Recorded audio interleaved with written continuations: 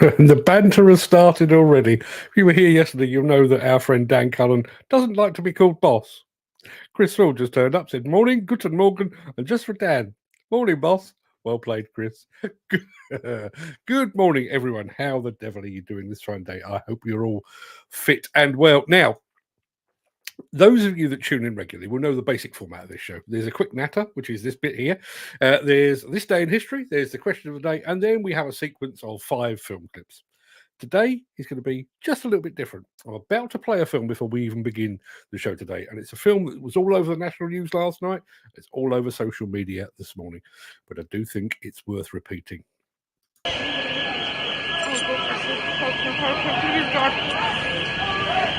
Help him a little bit more. Please. Trying to get a zoom in, but I can't. It's so close. Come on. Get to it.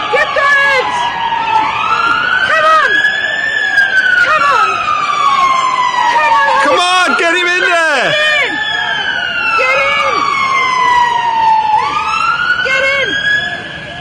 He hardly can move. Oh, for fuck's sake. What he's doing? Come on, please, jump in.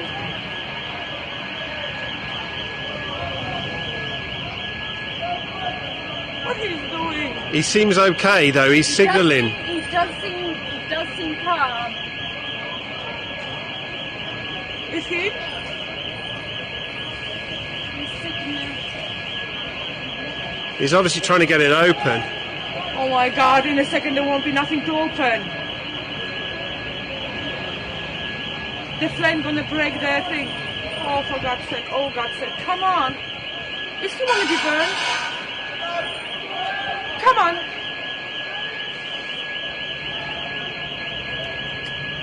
What is he doing, for God's sake? It must be. There's fire, look, there's fire. Oh, fire gun. There's fire guys there. Okay, the fire guy is there. Okay, There. yeah.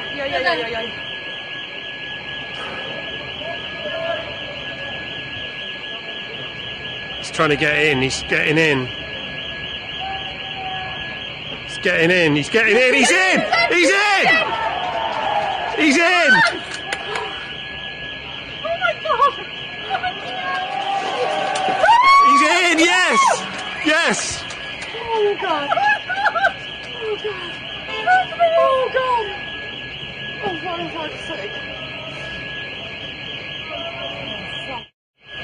Oh my God!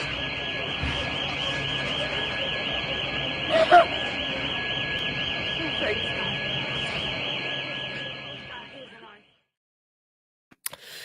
Pretty dramatic stuff. I don't think I've ever actually played anything quite so dramatic on this show. Now, I have seen some mixed reporting on this. Some reports say that the man driving the crane was called Glenn Edwards, and I think that might be his name. Some also reported it's Glyn Edwards. But regardless of the name, I've decided to bestow upon him the accolade of our first ever Hero of the Week. There we are. That is for Glyn, or more likely Glenn Edwards. Gary Muirhead says that driver would be good at those crane games at the arcade. You're damn right he won't. He would be. Now, we're not going to be doing Hero of the Week every week, generally because we don't get to see that level of heroism.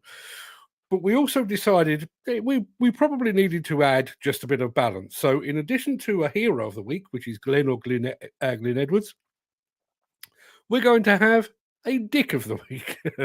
And our inaugural Dick of the Week is going to be Chancellor Jeremy Hunt, whose surname at least, is just crying out to be used as rhyming slang. Mr. Hunt's tax-cutting autumn statement was the financial equivalent of pissing up someone's back and telling them it's raining.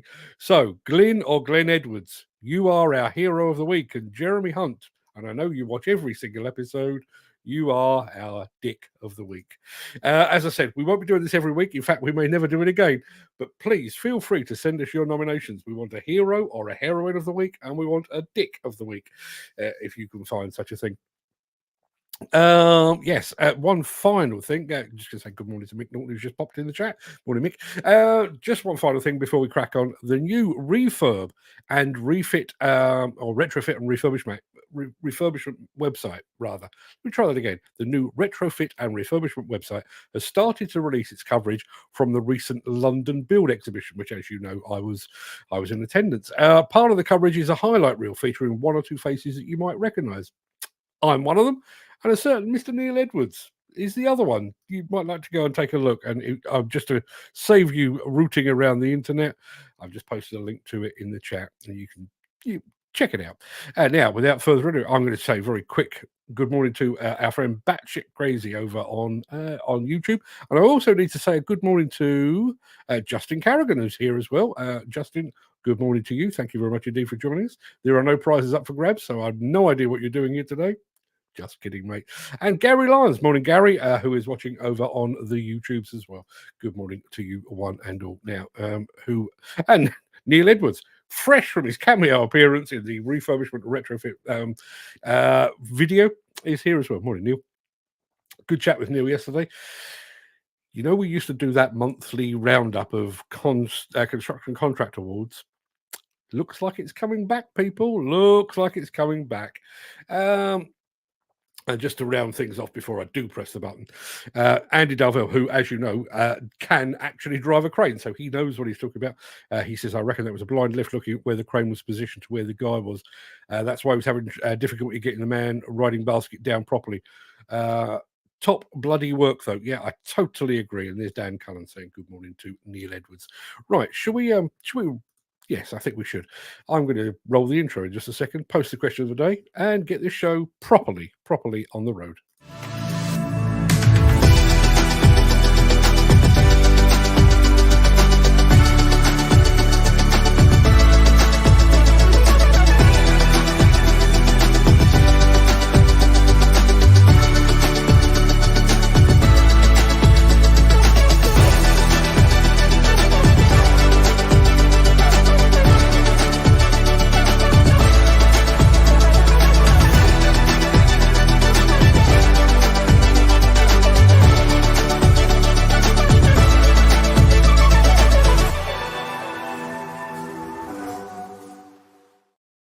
And a very good morning to Garvin over at Mostly Diggers as well. Good morning. Thank you for joining us. And top of the morning to you, sir.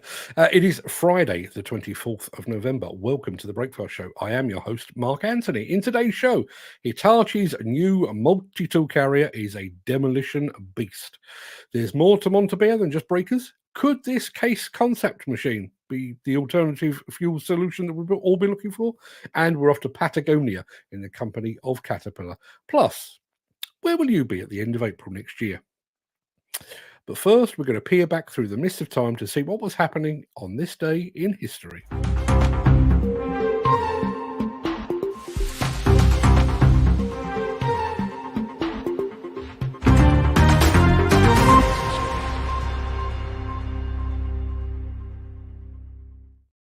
On this day in 1642, Dutch explorer Abel Tasman was the first European to discover Van Diemen's Land, or Tasmania as we now know it.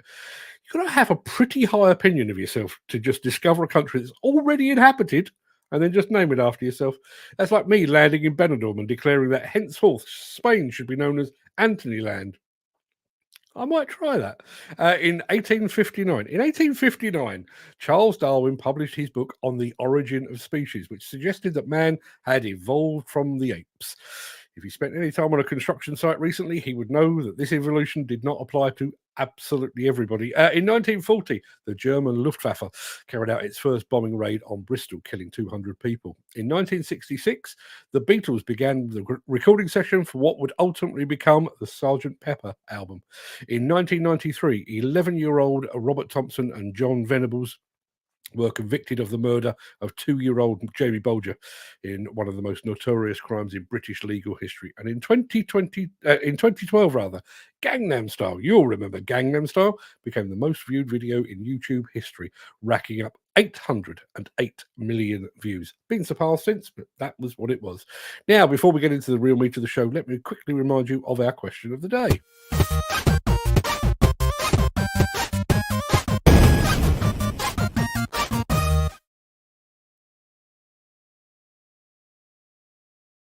Yes, there you are. Today's question is the second and the final of the questions of the day, made and imported from Tenerife, and it comes as ever from our resident quizmaster, Mr. Gary Muirhead. In fact, I'm fairly sure his holiday has actually inspired today's question, and that question is, what is your favourite holiday drink? Do you think sangria is sensational? Do you go ooh for ouzo? Is there a foreign beer that you drink only on your holes? Now, couple of things on this. I have a theory that drinks like ouzo are not actually drunk by the Greeks. I think they make it just so they can laugh at us foreigners visiting their country. That's one thing. The other thing is, why do those drinks only actually work in the country of origin? Years ago, I was on holiday in Spain, and the local beer at the time, I'm sure everybody's aware of it, San Miguel Lager. I drank my body weight in San Miguel Lager because I used to, and I used to be able to do things like that. So yes, I drank my body weight in San Miguel Lager. Thoroughly enjoyed it. It was delicious. Got home. About 3 months after I got home, we were going to a party and went to the local off license. And there, lo and behold, was a case of San Miguel Lager. Delicious, I thought. I'll have one of those. Bought it, took it to the party, opened one up. It tasted terrible. What is that about? Why is that the case? So, is there a particular drink that you drink only on holiday? Is there a particular beer that you look forward to drinking? I'd love to know what you have to say. Neil Edwards says he's starstruck appearing on Refurb and Refit video. Looking forward to the new year when we will hopefully be bringing back the BC Live League table. Can't wait to do it. Yes, be lovely to get our finger back on the pulse. So, yes, let me know your favourite tipple. We'll come back to it at the end of the show. Blimey. 13 minutes in, we're about to start the show. Let's crack on.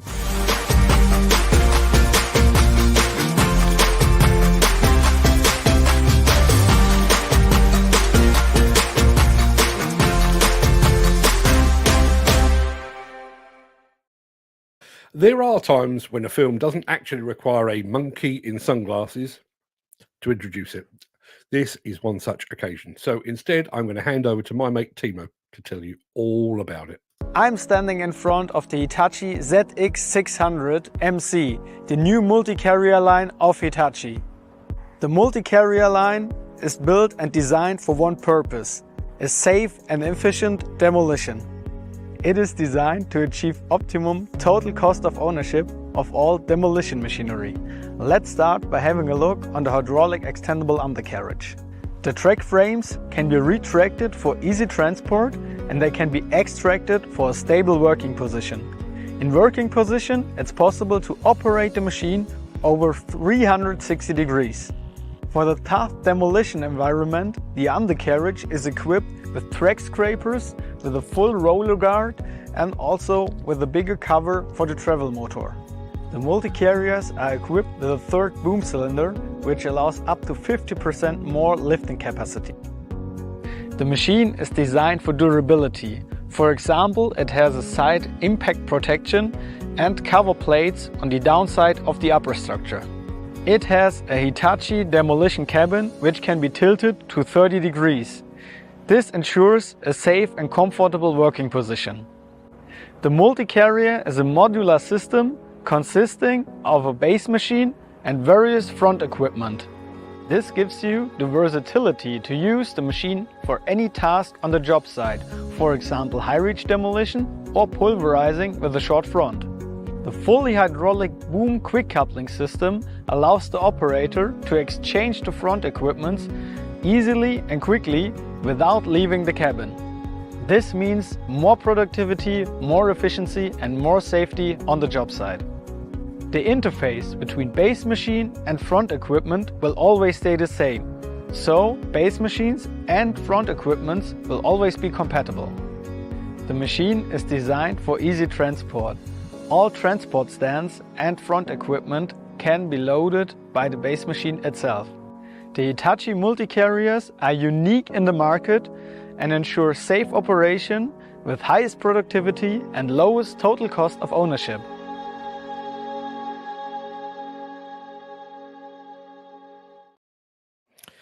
Quite the machine, right? Now, we've had a question in from our friend Graham Footy Williams. Thank you very much indeed for that, Footy. Is this one of Marco's machines? It is not a Lorena machine. Just to clarify, obviously that is Hitachi machine. Hitachi's, or one of Hitachi's dealers in Germany, it's a company called Kiesel or Craic. Craic has really perfected the art of taking a machine and turning into a Hitachi machine. They only do Hitachi. They take a Hitachi machine and do what Lorini do in Italy and what Craic do in the UK. So they do the conversion, but they've become so adept at it that those machines are now actually being sold under the Hitachi brand. So hats off to Craic, hats off to Hitachi, and hats off to my mate Timo, whose English is getting better by the moment. He'll be taking my job one of these days. Andy Darvell says that's a damn sexy high reach. I love how manufacturers are making full-on sexy high reaches in-house. Yeah, absolutely. Obviously, we've seen that from Volvo, we've seen it from Komatsu, and now we've seen it from Hitachi as well. I absolutely love to see that. Let's have a look. Yes, obviously, that was a fantastic high reach. If you would like an attachment to go with that, then stick around because we happen to have one of these after that. No, we have one of those after this. That makes more sense. If you are enjoying this episode, please consider supporting the show. You can leave us a tip at buymeacoffee.com/demolition news. Just going to throw these up very quickly. Jim Turner says that looks a great tool. That's the Hitachi no loss machine now. Prattling about out of the cap. Yes, prattling about, the technical term for that. Yeah. Question of the day. Dan Cullen says never had a proper holiday. Dan, keep watching. Keep watching to the end of the show because just keep watching. Yes. Now there was a time when the name Montabert reigned supreme in the UK hydraulic breaker market. I should know because I did the PR for their UK importer for quite a while. But there is more to Montabert than just hammers, as you're about to see.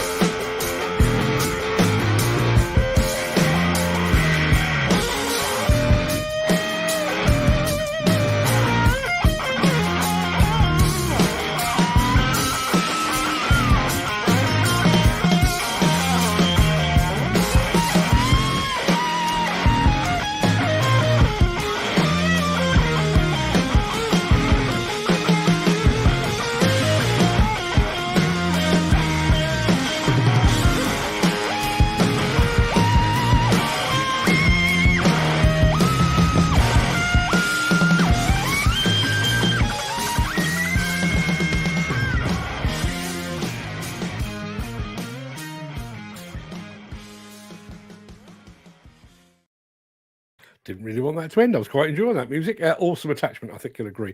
And if you like all things French, then be sure to stick around to the end of the show because we've got some very exciting news. Exciting for us, but potentially exciting for you. Keep watching.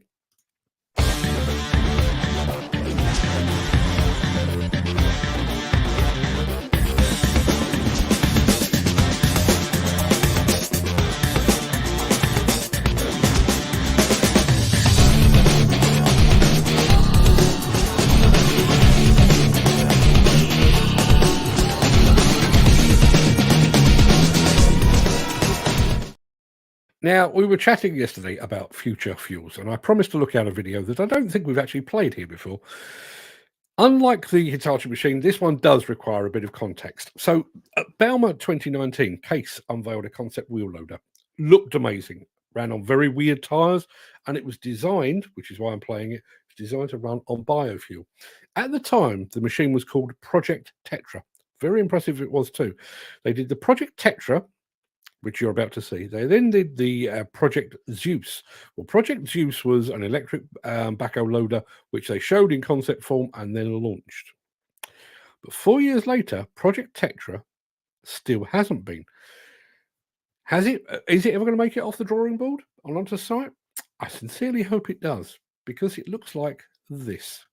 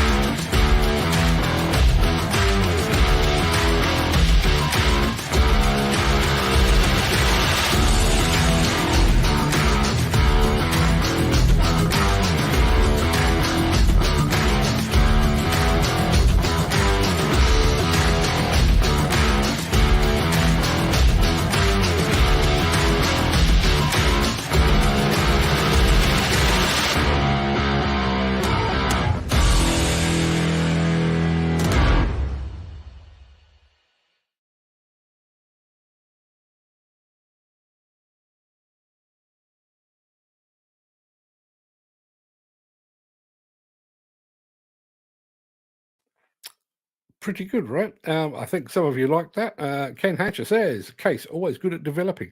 They are. They are very good at developing, but are they? Is that going to develop further? They've obviously built one. I know they've built one because I've seen one. I saw it at Bauma. Is it actually going to become commercially available at some point? Footy says, looks a nice bit of kit, that loaded shovel. Totally agree. Andy Dovell says, that shovel looks awesome. I love where plant aesthetics are going. Yeah, so do I. Dan Cullen says, that looks an awesome piece of kit and comfortable too. Jim Turner, it's the air and then tyres that lets them down and keep them up. They do offer airless tyres, which is a weird tyre. When I saw it at Bauma 2019, they had airless tyres. What were those damn things called? Airboss. Do you remember Airboss?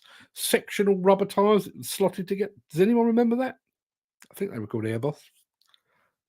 I'm starting to doubt myself now. Chris Ford says, awesome bit of kit. And for once, it's not electric. No. And bearing in mind, Case is part of the CNH group. Within CNH, isn't it Scania that's in the CNH group? And CNH as a group actually have biofuel technology already mastered and commercially available.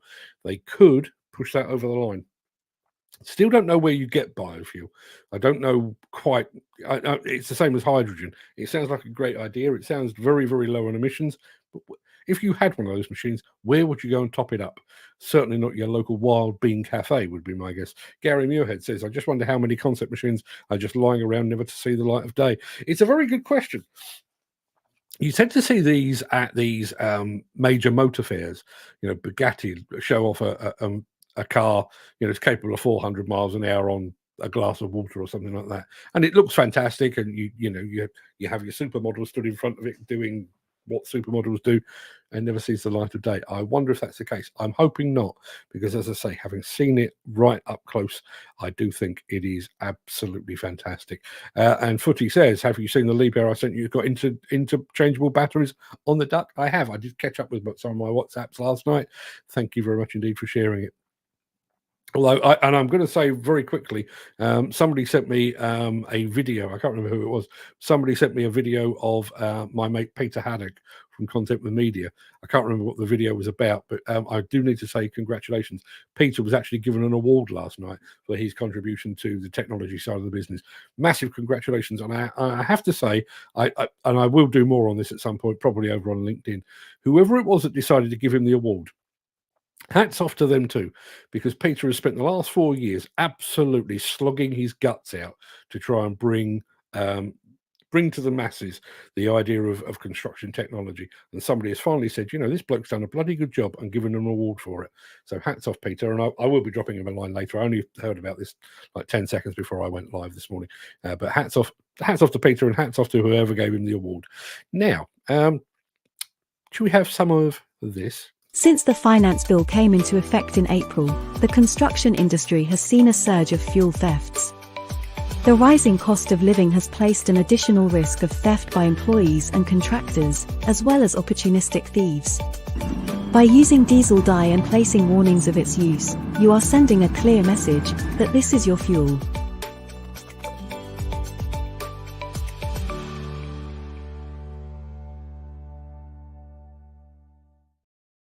Now, look, I know this machine generally focuses on machines, and I promise there are machines in the film that I'm about to play. But if I'm being completely honest, I'm playing it more for the astonishing landscape than I am for the equipment itself. So strap in, because we're off, possibly for the first time, I think, to Patagonia.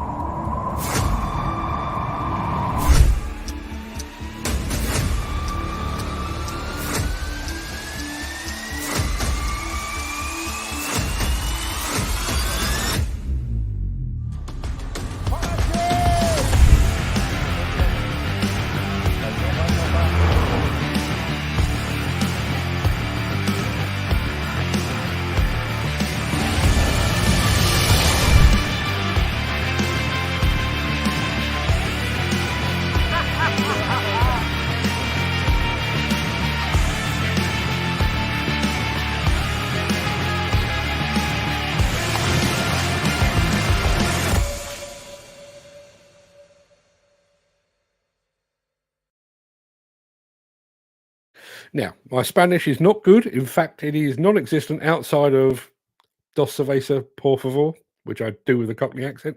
But I do think that is actually a trailer for a new YouTube series, and you can check it out yourself over on the Cat Products YouTube channel. Go and take a look. It looks good. Now, that looks good. What we've got coming next probably looks even better. Stick around. If you would like to buy a limited edition Break Fast show sticker, head on over to buymeacoffee.com/demolition news/extras. Going to answer this one. Gary Muirhead says, I thought Finning were UK based. UK is a tiny fraction of what Finning is. They do have representation over in, is that South America or is that Central America? Whatever it is, they're over there. But where they're biggest, in actual fact, Canada. Yeah, Finning Canada. Massive, massive organization. Go take a look. I'm sure you can. Now, I know it's a long way off. I realise that construction could take a further nosedive and throw all our plans into turmoil. But as it stands today, what are you doing in April next year? Me? I'll be in France.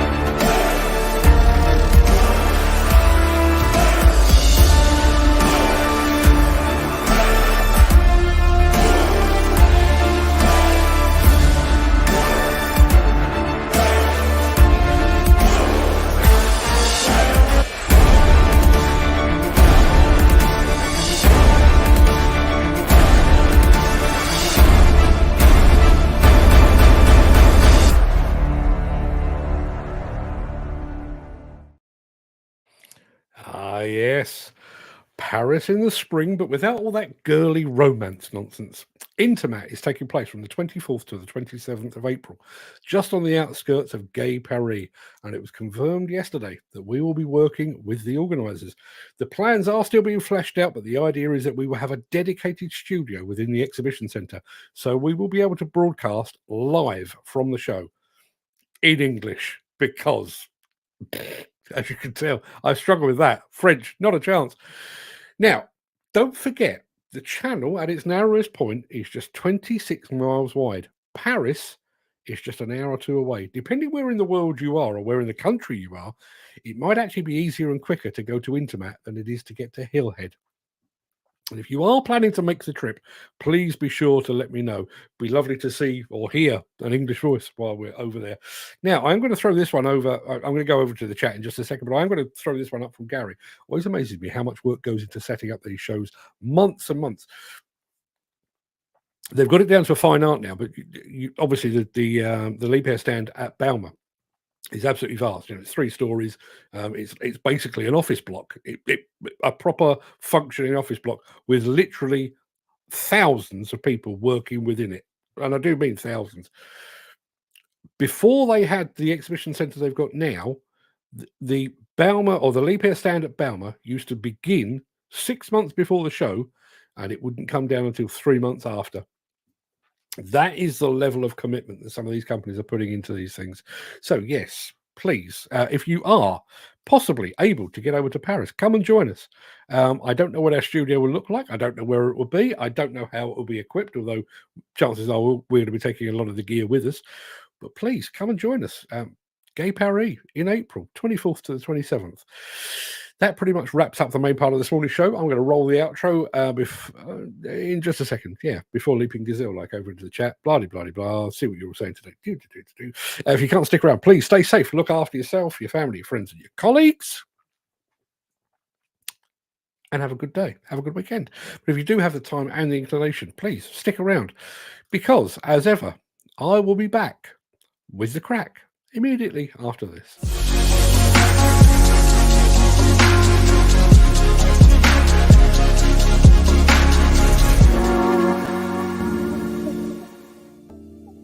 Good morning, team. How on earth are we all doing this fine day?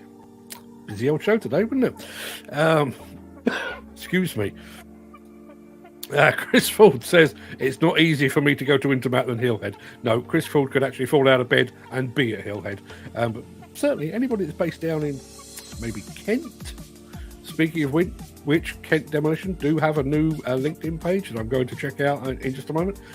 Steve Whitehead has just sent me details of that, so I'm going to go and have a look, and I should be sharing that aplenty in the coming weeks and days. Well, Dan, it looks like you're going to need a passport then. Dan, I mean, you're in the south. And listen, I'm going to build up your hopes, and then I'm going to dash them very, very quickly.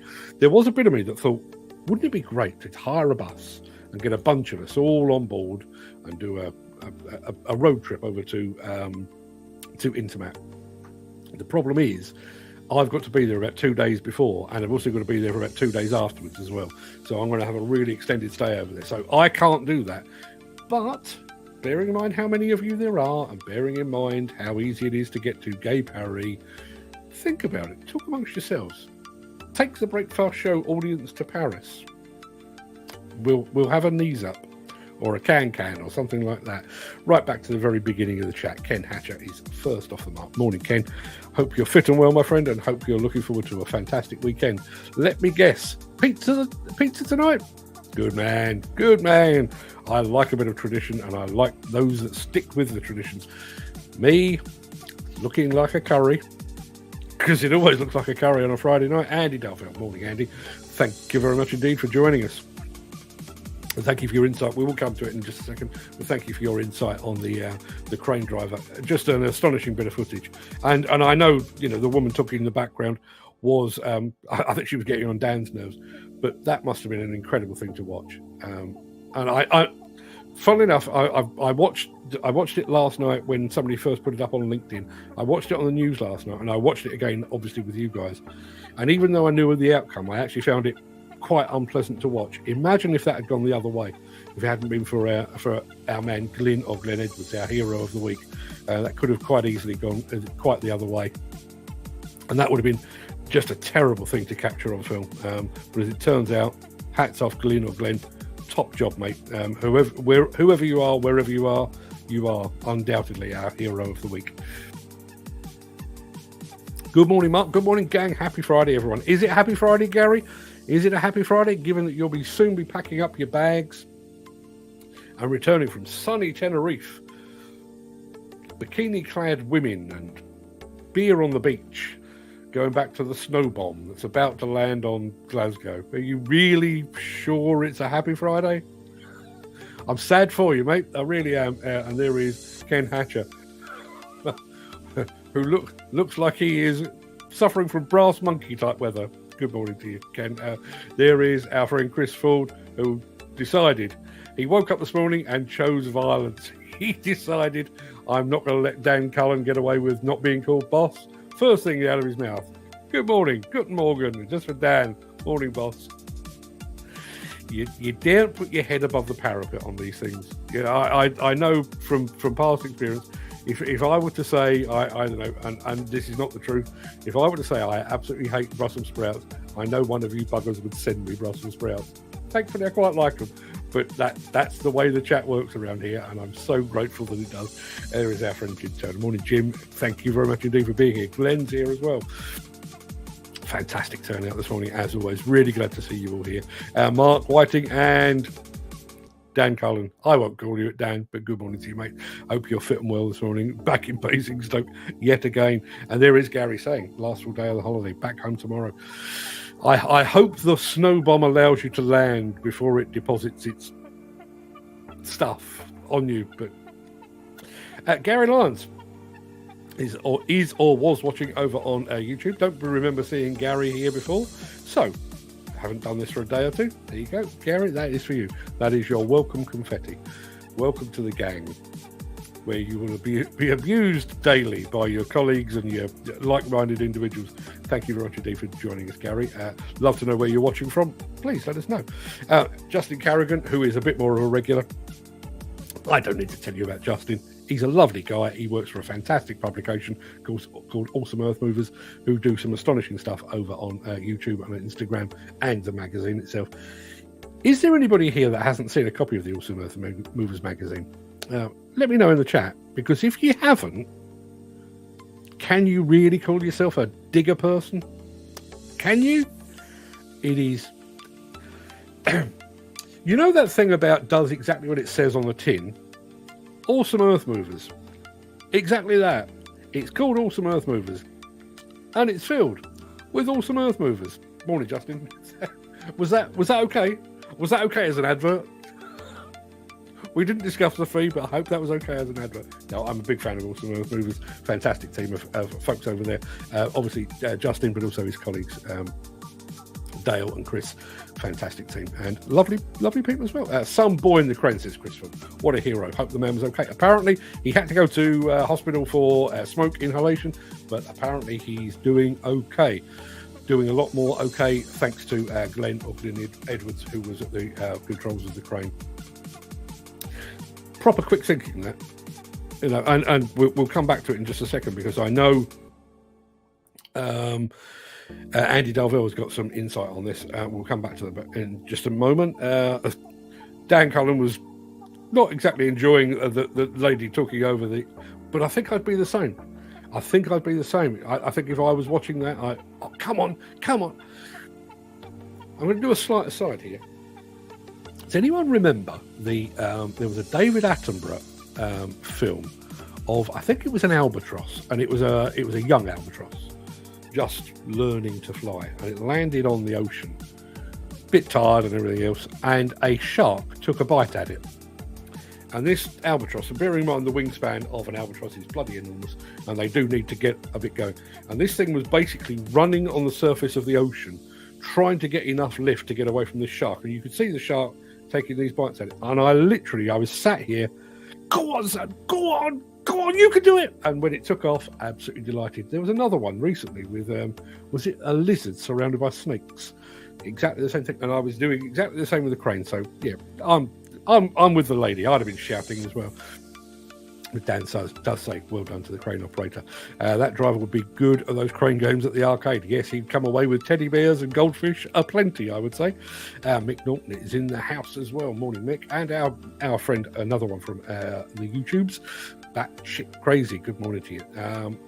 If you'd like to see my cameo, which is about that long, but I'm very good at spotting myself because I have a shit ton of ego about me. Yes, I'm in it, but Neil Edwards is in it, and there's also actually a bit of an interview with Neil Edwards. If you go over to LinkedIn, you'll be able to see that. And speaking of Neil Edwards, like Satan himself, you mention his name and there he appears. He's a lot nicer than Satan, though. Morning, Neil. Thank you very much indeed for being here. I'll come back to you in just a second. Now, this is the insight from Andy Darvell, who, obviously, I mean, I met Andy because he was driving high-reach machines, which he still does very, very well. But he was also a qualified crane operator, and he says, I reckon this was a blind lift, looking at where the crane was positioned to where the guy was. That's why he was having difficulty getting the man riding basket down properly. Top bloody work, though. You imagine trying to do that. And I know there is a bit when the man basket actually lands on the roof, and there's a bit of, if he's doing that by feel, fair play to the guy. Yeah, absolutely fair play. Dan Cullen says, good morning to Neil Edwards. How's our friend Garvin?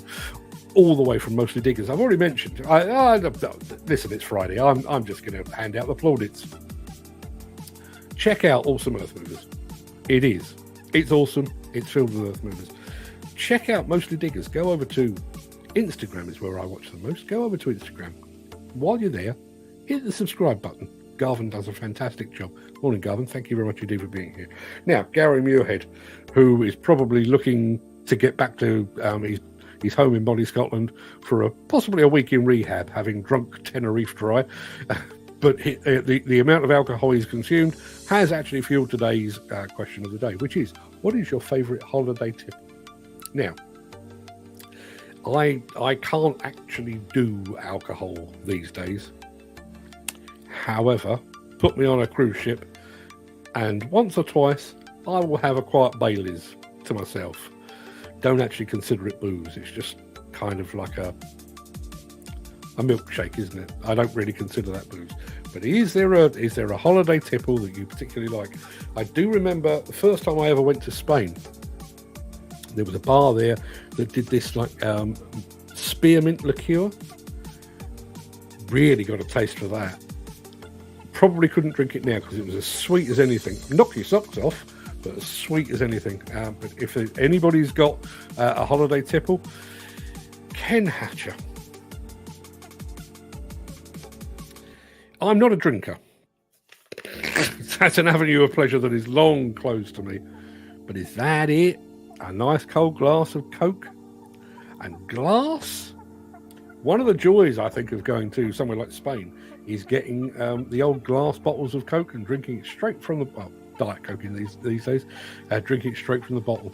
Why does that taste better than a can of Coke? Or is that just my imagination? If anybody has any thoughts on that, I'd love to hear from you. There is Graham Footy Williams. There is Andy Bullock as well. Good morning, gentlemen. Thank you. Now, I normally say, when somebody says something, I normally say, he's talking to you. I think this one may well be aimed at me. Morning, smelly animals. Well, good morning to you. Let's have a look.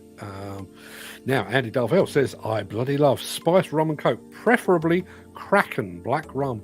You never really got on with rum. Never really got on with rum. Back when I was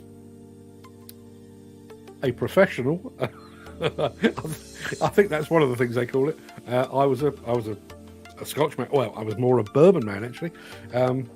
The booze that finally tipped me over the edge and made my doctor insist that I should never do it again. Jack Daniels. That was my drink of choice, and I didn't have to go on holiday for it. Quite happily sit here and do that. Let's have a look. Question of the day. Jim Turner says Amstel Lager. There is a bit of a joke in our house. You know the Elton John song, "I'm Still Standing." Yeah, that's.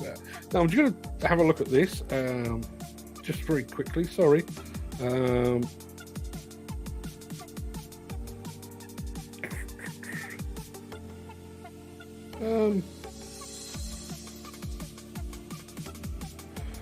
Well, I never did. I'm sorry to interrupt that way. I've just had a message here from our mate Tristan Mays, who apparently has been approached by the Jeremy Vine show on Radio 2. They're planning to give him a call shortly to talk. I'm guessing this is to talk about the incident yesterday.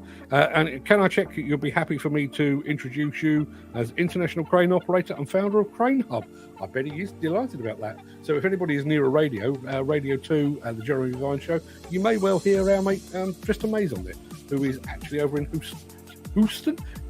Whitney Houston. He's over in Houston. We have a problem right now. So, yeah, if that's the kind you're into.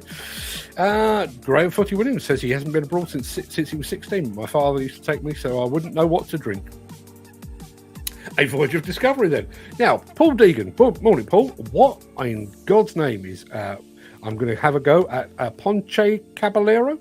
Is that a wine? Is that a... What the hell is that?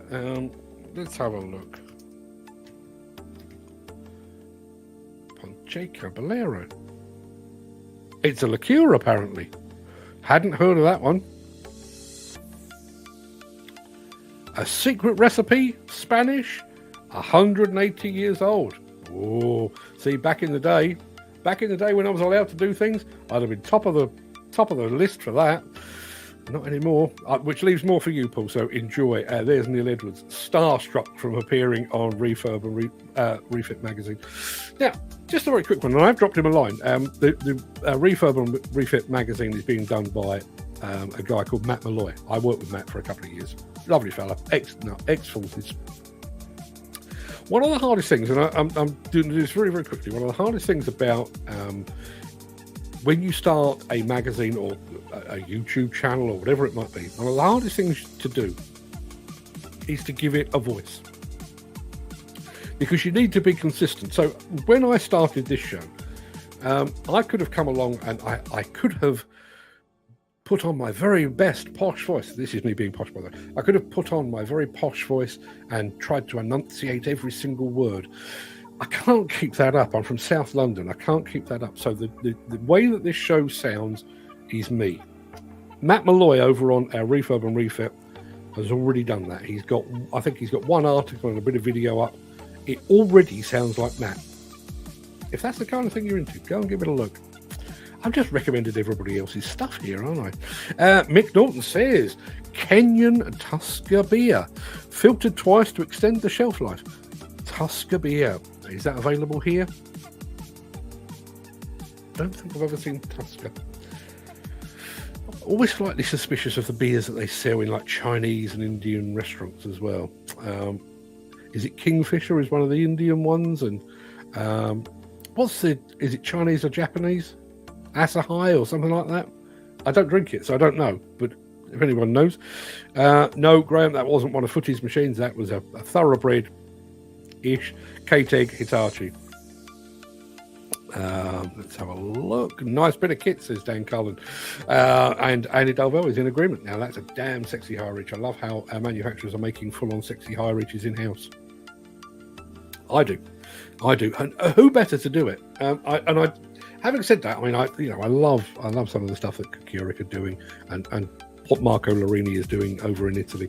Absolutely astonishing.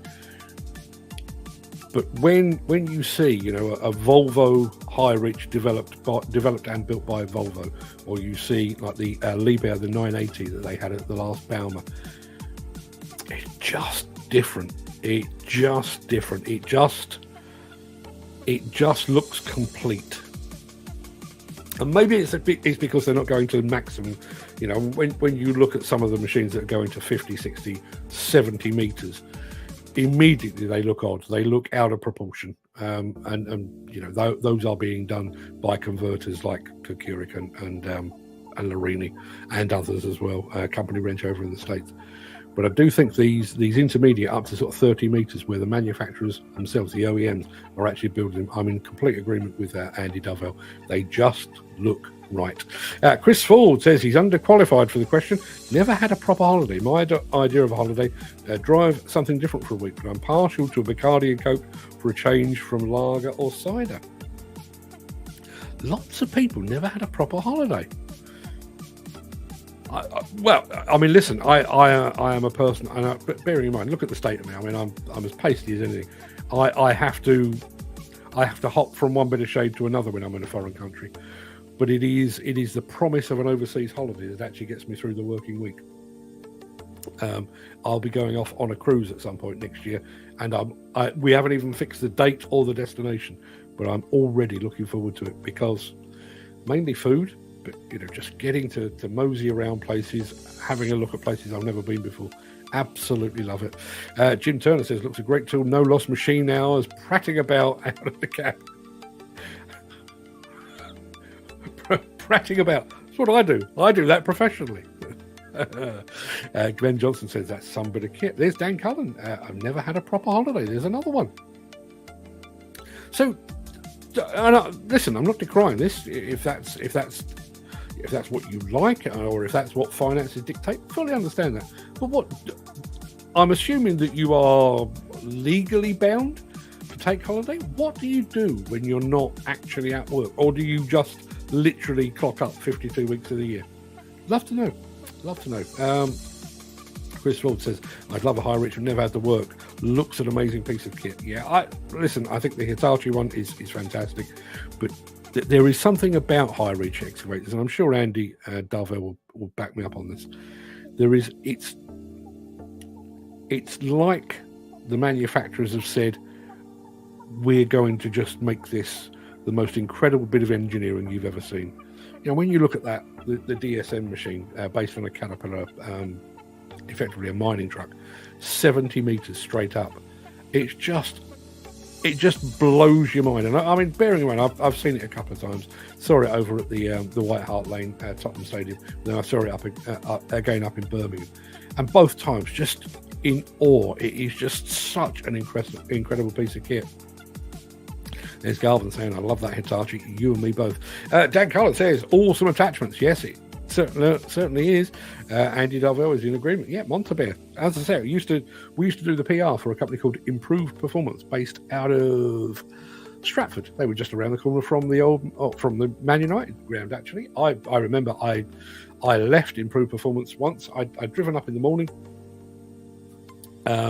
went into a meeting, laid out their PR plans for the next 6 months or whatever it was, left there and thought, I'm bloody starving. Just around the corner there was a Pizza Hut, and I went into the Pizza Hut, and this was about 11:45, so it was still fairly early days, or early doors, and there were two people in there. It was me and Paul Ince. If anybody knows the history of Paul Ince, he left West Ham, never forgave him for it. So I was in the Pizza Hut, just me and Paul Ince, who had once been one of my footballing idols, and I refused to speak to him because he left us to go to Man United. That is how petty I am.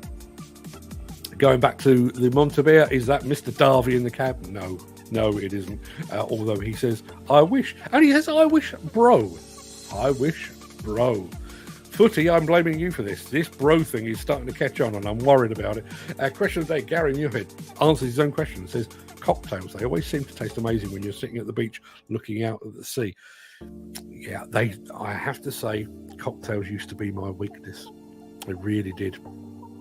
I went to a place, I don't even think I was married at the time, but me and my girlfriend at the time, who is now Mrs. Demolition News, and my mate Bruce, sadly no longer with us, we went up to London for New Year's Eve one year. We went to a place called Peppermint Park. I don't think it exists anymore. But they had, the reason we went was because they had this huge cocktail list. We did all of them. I didn't personally do all of them, but between the three of us, we did all of them. Oh, that was messy. That really was messy. And I do remember, I won, I'm not going to bore you with it, but I won a social media award. 15 years ago. Social media had just been invented, so you could win awards at that point. I won an award, and I went out with a mate of mine up in London, and we went into this cocktail bar, and I said, what are you going to have? And he said, I don't care so long as it doesn't have cream on it. I hate cream on cocktails. And about an hour and a half later, I said, "What do you want now?" And he said, "Oh, just bring me anything with cream on it." Yeah, that's how cocktails get you. And I'm grateful of it. Or I used to be. Let's have a look. Who we got? Andy W. Sorry, mate. I had to. I know you hate it. Yes, he does. I think it's the first time I've ever called anyone bro. Doesn't sound right. It feels funny in my mouth. Well, I'm just reading what Graham Footy Williams has said. He says, "Good morning, bro." And as I'm saying the word bro, I'm trying to pull it back because it doesn't sound right coming out of this face. I know what you mean. Ken Hatcher, Case, always good at developing. Yeah, they really are. And as I say, that I think that's one of the things that I find disappointing. They had the Project Tetra, and then about 6 months later, they had the Project Zeus. Project Zeus went from concept to actual living, breathing machine in about a year. And yet Project Tetra still lurking in the background. It's still something they talk about, but they've not actually said it's here. Footy says, nice bit of kit. That loading shovel, totally agree. Shovel looks amazing. Love where plant aesthetics are headed. Yeah, and did you see the way that the screen was, the control screen was just kind of curved around? I mean, wouldn't it be nice? You know, bearing in mind we talk quite a bit here about cab clutter and stuff. Wouldn't it be nice if your screen went away, like my microphone just did? Just slide away. Wouldn't that be nice? Wouldn't be hard, would it? Dan Carlin says it looks an awesome piece of kit and comfortable too. Yes, very weird tyres. I think they do proper tyres with Michelin, but they also do these airless tyres, and I'm sure they were called Airboss. Probably. Awesome bit of kit, and for once, not electric, Chris Ford says. Yes, quite right.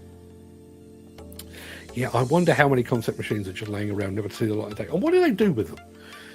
You know, I mentioned Bugatti, and, you know, I'm sure Lamborghini and Ferrari and Audi and all these people are equally guilty of it. They make a machine for the Geneva Motor Show, and here it is in all its glory, and we've got Cindy Crawford sat on the bonnet or whatever it might be. You can tell I'm out of touch with supermodels, but we've got a supermodel sat on the bonnet, and we've got laser beams, you know, picking, and it's fantastic. And then the Geneva Motor Show is over and done with. What happens then? Does it go into deep storage? Is it pulled apart and they reuse the parts? What happens? Anyone know? Love to know. And yes, congratulations, Peter, on his award. I will find out more about what the award is. Oh, well done, Peter, says Ken Hatcher. Mick Norton says, regarding the 65-year-old tower crane operator headlines yesterday, back in the day, I used to test and assess tower crane operators. Remember, they needed to identify load, integrity and security, accurately place loads, comply with signals and instructions, knowing how the wind conditions can affect loads. Yesterday's heroic performance showed this guy met all the learning outcomes in spades. Ain't that the truth? Oh, wouldn't it be nice? I have absolutely no time for industry awards because sadly I think they've been tarnished, and I will make a excuse me, I will make a notable exception. I've been involved with companies that have been trying to get themselves a construction news specialist award, and you have to jump through multiple hoops to get one of those. The judging process is so rigorous. If you win a construction news specialist award, you thoroughly deserve it. It is damn hard work. Unfortunately, industry awards have been tarnished because 9 times out of 10 they're given to the biggest advertiser or the biggest sponsor or whatever it might be, and it's a complete tosh. But wouldn't it be nice if one of the industry award organizations, be it a magazine or an independent, wouldn't it be nice if they just did a special one-off award and gave it to Glenn or Glenn Edwards? I think he deserves it. Awards people, if you're out there, give the man what he deserves. Andy Bullock is back digging, but he's listening. Good. I may sing you a tune. You wouldn't want that, really. Always amazes me how much work goes into setting up these shows. Months and months. Literally months and months. Footy says, looks like you're going to have a great time there. Yeah, I have to say, I've not been to an Intermat for probably, possibly even 6 years. And the last one I went to, it's not as big as Bauma. Don't get me wrong, it is not as big as Bauma, but it is a big show, much bigger than Plant Works and Hillhead and all those. And it used to be quite hard work as an English-speaking journalist. It was very, very, very French. And I realise I'm attending a French show in France, and I shouldn't expect everybody to speak English. I'm well aware of that.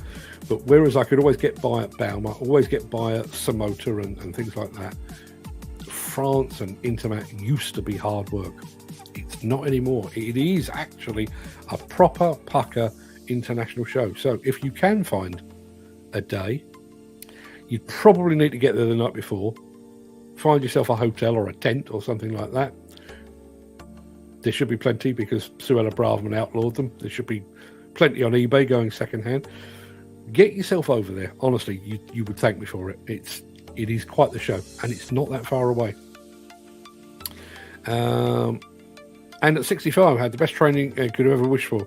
Never mind the bullshit that happens today. Quite right, too. It's not easier for me to go to Intermat than Hillhead, says Derbyshire-based, I think he's Derbyshire-based, Chris Ford. When is that? It is in April, 24th to the 27th of April.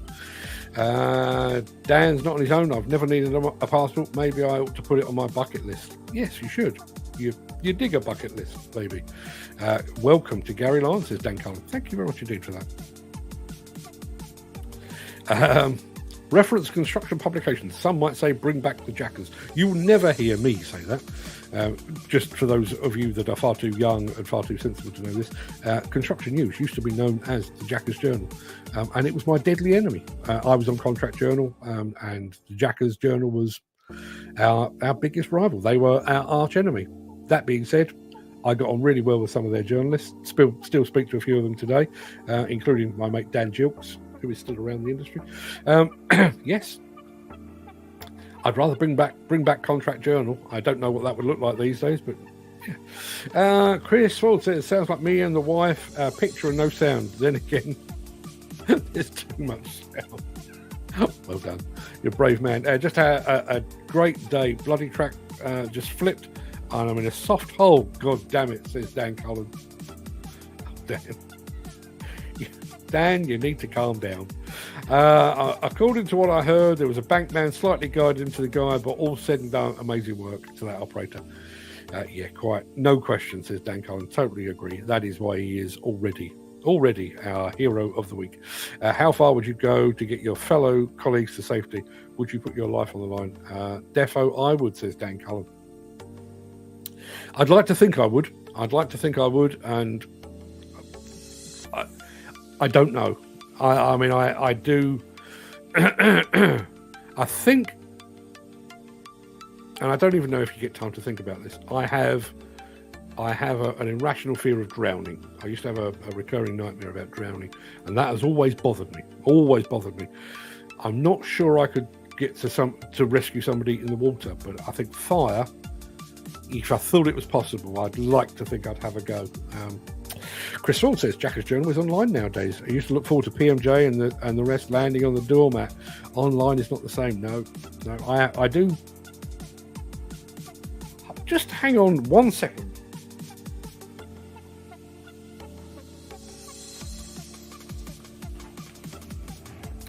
Right, those of you that are young whippersnappers, Andy Darvell, I'm looking at you. This will mean nothing to you, but that right there, that's what Plant Manager's Journal used to look like. I wrote that one. It's a long while ago. When was it? Jesus, when was it? That was the April 2000. April 2000 edition, and I'd left by then. Just as a small aside, I actually left in 1990, so I'd been gone. Jesus, by that point, I'd been gone for 17 years. You think they'd found something better to do, wouldn't you? But I've been gone for 17 years, and they put a new publisher in place, and the new publisher said that the magazine needed basically an overhaul and a refit, and can we bring in some? And he phoned me up. We've known each other for years. Morning, Jim. And he said, could you come back and rejig the magazine, which I did. And one of the things that was in here, I don't know if I'll be able to. Jesus, I don't know if you can see that. That's how I looked in 2007. Won't bore you with that, but somewhere in here.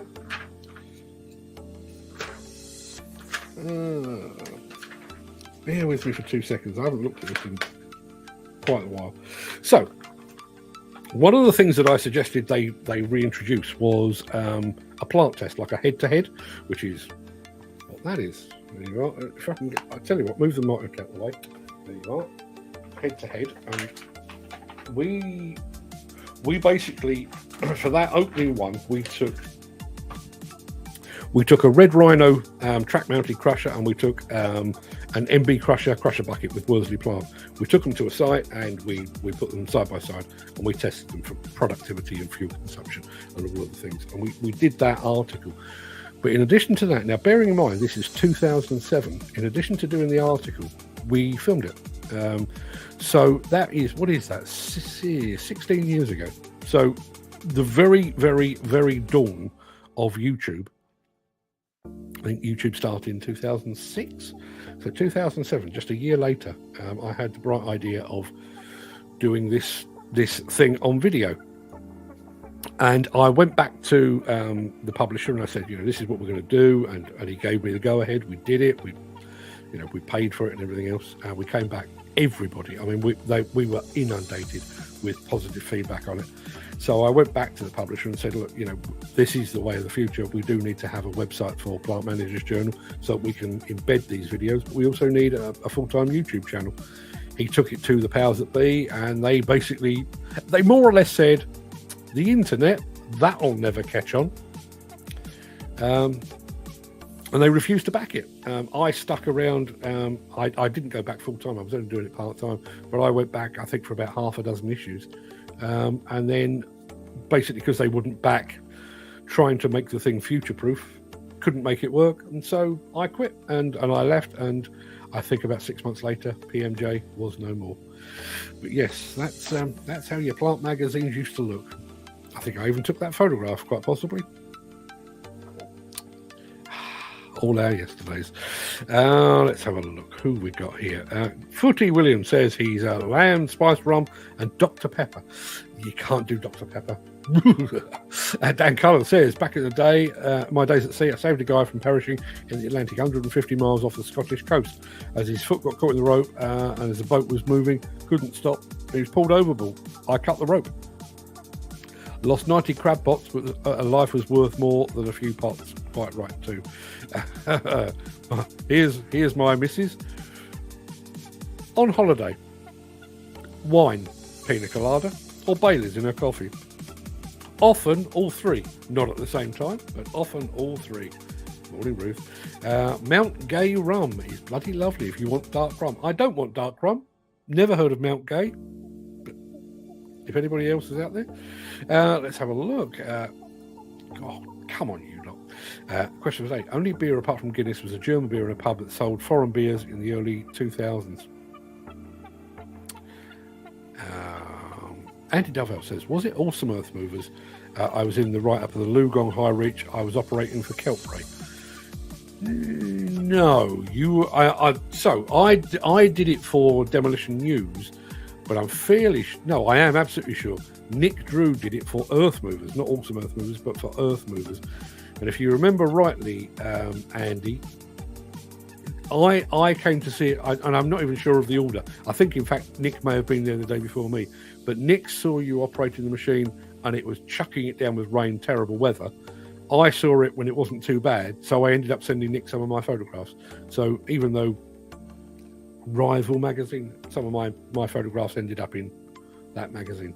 I don't consider Earth Movers a right. To be honest, I don't consider any of these people a rival. I don't have a magazine anymore. I just do this nonsense. Dan Cullen says, love the steps on the Hitachi on the sprocket housing. How come other manufacturers don't follow this? For access for older generation to access the cab. I agree. Footy says, I've driven long reach excavators, but I've never done a high reach. On holiday, I tend to take a long weekend or go to shows. As being self-employed, it's difficult as it's week in hand, and if you take a week or two off, you need the financial backing to support 4 weeks. See, I understand all of that. I do understand all of that. And listen, you know, my timeline on LinkedIn at the moment and my email inbox is absolutely full of people, ex-Squib, who are now finding themselves looking for work. I do fully understand. But to my mind, I mean, I actually said this to my wife just this morning, and I'm not making this up. I genuinely did. She backed me up on this. She is incredibly tired at the moment, and my wife does a lot of hard work. Not only does she keep me on the straight and narrow, but we've got a house full of people who she feeds and clothes and all the things. But she's also got my daughter, who's got 3 young children. She goes to see her once a week and runs around after her. But she's also got a couple of elderly parents. She's actually at a hospital this morning with both of her parents, taking them for blood tests and then various other bits and pieces. So she works her socks off, God bless her. But I think you get to the end of, certainly I get to around about this time of year, and I just feel like I've spent. I've got nothing left.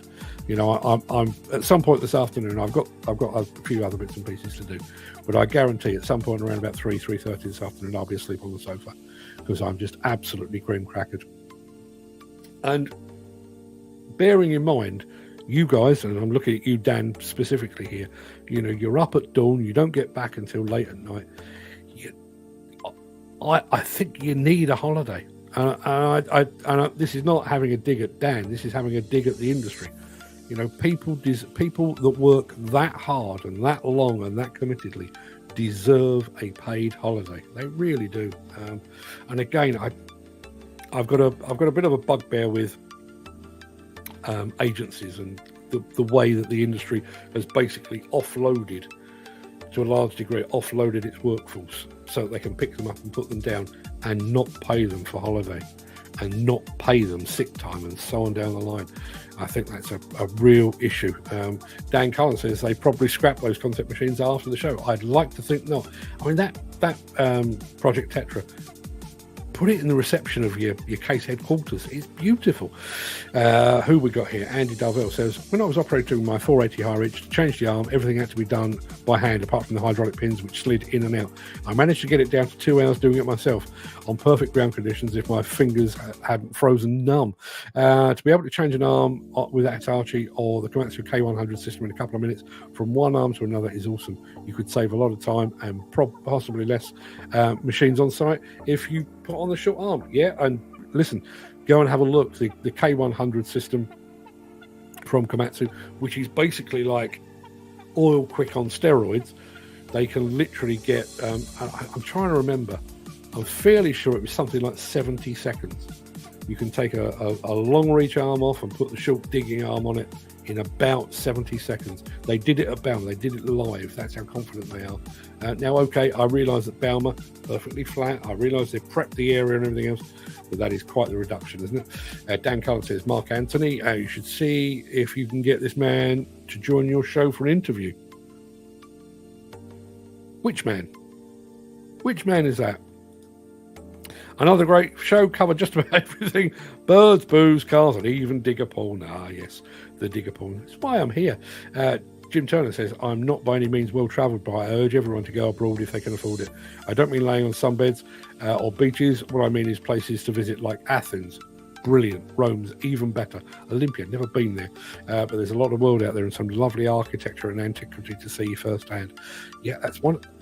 See, born and raised in London, and I realise London has some great traditional architecture and stuff.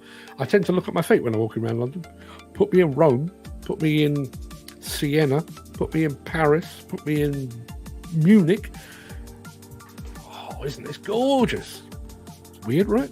What a week of fantastic content, Mr. Anthony. Thank you for your work. And guys, have a beautiful weekend. See you all next week on the Breakfast WhatsApp group. Stay safe, take care, and speak to you all soon. Thank you, Dan, and you too. Thank you for your comments. Best part is I cannot swim either, but I conquer fear and go for it. I didn't learn to swim until I was about 19. And bearing in mind, I've been fishing forever. Yeah, we used to do things like that. Like my dad would drive us to fishing with me stood on the seat beside him, no seatbelt because, it was the 70s, and I had my head out the sunroof. So if he had braked suddenly or got into the back of somebody else, probably would have cut my head off. But it was worth the risk. I was like, you see those dogs with their head out the window? That was me. Couldn't breathe. That's a cool mag. Yeah, it used to be. I wouldn't say I'd never go back to magazines. I think it's all a bit old hat these days. But I have to say, I did enjoy it. Brilliant. I'm glad I'm not the only one that has saved magazines. Do you know the ones I've got rid of? And this is, if you know the story, I kept the old plant magazines. I didn't keep the old copies of Razzle and Fiesta, in which I had a column. Seemed like a weird thing to have about the house when I had children, so I didn't keep those. They're probably out there somewhere, I'm sure. You're showing your age. Look at me. There's no avoiding it. Andy Dovell says, Dan Cohen, I had that when I worked on boats, but it was me with my foot in the rope. As the pots were being shot out the back, the other deckhand looked at me and saw the rope around my foot. He shouted at me to move, and less than a second later, that bit of rope went out the back of the boat. One of the very close calls of working at sea. It is a dangerous old business. It really is. Can you forward my number to the guys looking for jobs off Squib? I'll see if I can help. I've already done that to a couple of them, Dan. But I'm the other thing that I'm doing, and it's a tiny thing that I'm doing. Obviously, I've got quite a few followers in the demolition industry as a result of doing this and other stuff. Everybody that's sending me messages, I'm putting their details over on LinkedIn in one way or another to try and get them back into employment. Mick Norton says, I was once challenged to drink Final Selection after a session on bottled Guinness and nearly met my maker. I think everybody else is saying goodbye, so I'm going to make this the final story of the day. I went on a press trip to Germany, Bavaria, with the engine manufacturer Hatz about 450 years ago. And we went out and this is how cool the Bavarians are. You order a beer, and while you're waiting for that beer, which is, if it's that big, it's that much head. While you're waiting for that to settle, they give you a light beer, so you end up with like a vase of very light lager. So you down one of those, and then you have a beer, and then you down another one of the light ones, and none of us were feeling any pain. There was schnapps and various other bits and pieces. We ended up in our hotel, back in the room, early hours of the morning, playing cards. And we were playing cards. If you lost, you had to drink one of those weird green, blue, or orange drinks out of the minibar. We did this for an hour or so. We emptied the minibar, and our host said, "Don't worry, lads, I've got this sorted." He left the room and he walked away. We thought he was going to the bar, which he would have been disappointed at, because it was like 4 a.m. and there was no way the bar was going to be open. And all of a sudden there was a crash, a bang, and a wallop. And here he comes walking down the corridor, having ripped his own minibar off the wall, complete with the contents. And he brought it in, and we carried on. It got that messy. We were at that. The game of cards was in an annex. I left the annex to go back to the hotel. 5 a.m, and the door was locked. So I think that's okay. I'll just sit on this seat outside. Somebody will be along around about 6:30, and it started to snow. And even though I was as drunk as a lord, I was sat there thinking, I may well die out here. Thankfully, somebody took pity on me and let me in. There's lots of people. The crane driver guy. Not sure what that relates back to. Doesn't matter. Depending on the situation, I just look and take the risk if I can help. Dead right. I have a few old dandy mags. There's a company in Worthing would probably supply you with a few more of those if you ask them nicely. That's a whole other story. Have a great day, bro. You too, Graham. Thank you, pal. And you too. Andy Darwell says, have a fantastic weekend, guys. Stay safe and be happy. Don't worry, be happy. And you too, pal, says Dan Cullen. That'll do us. That's an hour and 22 minutes. Way too long. But I've enjoyed it. It's been good. You've been fantastic company, people. Go and have a fantastic day. Have a fantastic weekend as well. Okay.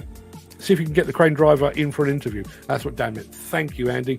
I would imagine his calendar is probably rammed right about now. I will reach out. I'm going to reach out. I can't believe I just said that. I'm going to reach out in a very nice slewing motion to see if I can get him on the show. A long Friday show. Great. Thank you. And don't forget, we've just mentioned the crane driver, Glenn Edwards. Don't forget, next Friday, if we remember, if you've got any nominations for Hero of the Week or Dick of the Week, let us know. I'll be more than happy to feature them. There you are. Jeremy Hunt rhymes with punt. That's what I meant. Obviously, everybody have a fantastic weekend. See you Monday. All the best.